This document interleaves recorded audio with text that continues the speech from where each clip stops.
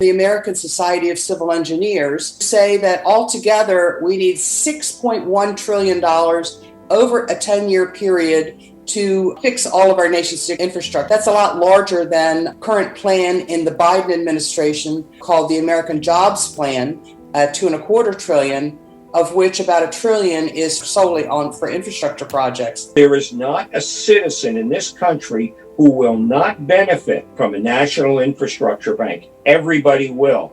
Every generation that comes after us will. And we're going to start now. A new infrastructure bank will help us do the big things required of a great nation. This bank is structured to cover $5 trillion worth of infrastructure projects in the United States. And the National Infrastructure Bank just doesn't take care of roads and bridges. It builds high-speed rail and offers the opportunity for broadband. It also takes care of our low-income housing.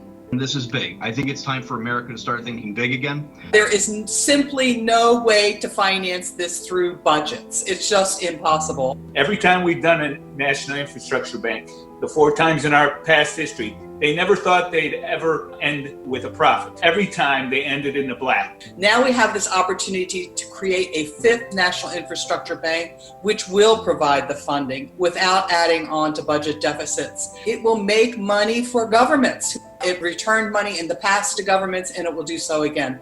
The infrastructure projects can be equally spread over both red states and blue states.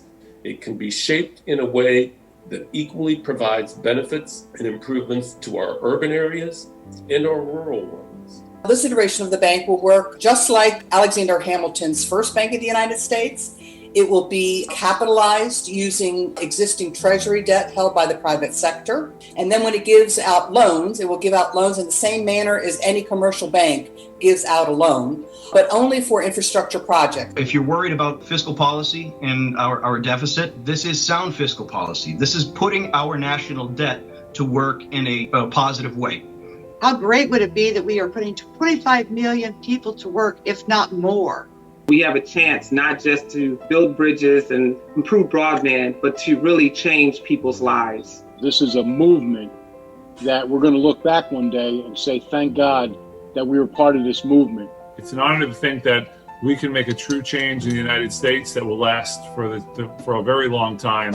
It's definitely an idea whose time has come. This is going to ensure a better future for my children and my grandchildren and everyone's children. I grew up in the city of Detroit, the home of the original middle class. One person could take care of a family. This is an opportunity to return to such times and even improve it. This is a matter of great urgency. The American Society of Civil Engineers, in their report entitled The Failure to Act, estimates that every American household loses an average of $3,300 per year for every year that our infrastructure is not brought up to par. Please add your name to our open letter to Congress.